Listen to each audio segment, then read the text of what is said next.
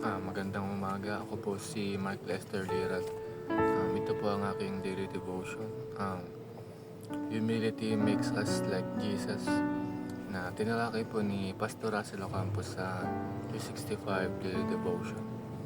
Ang Bible verse po ngayong araw ay galing sa Philippians chapter 2 verse 5 to 8. Ang sabi po rito ay, in your relationships with one another, have the same mindset as Christ Jesus, who being in very nature, God did not consider equality with God something to be used to his own advantage.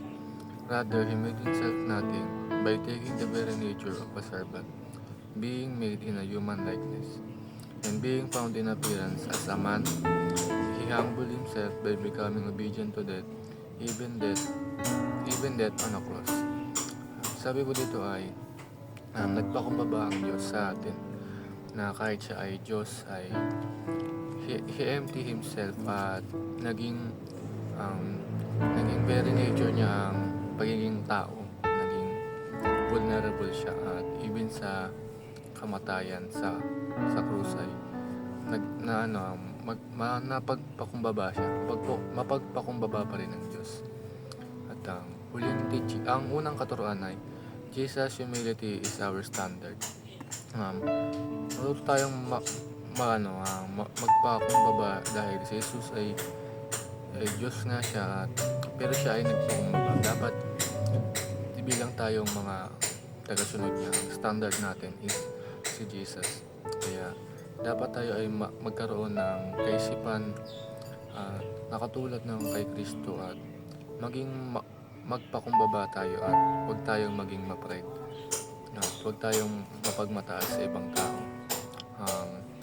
Second teaching is Jesus' humility involves self-emptying.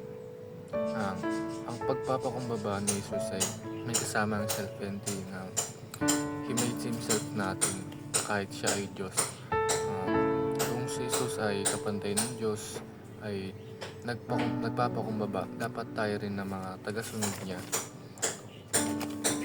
At huwag tayo maging entitled na porket may narating tayo sa buhay ay magiging mapagmataas tayo sa ibang tao.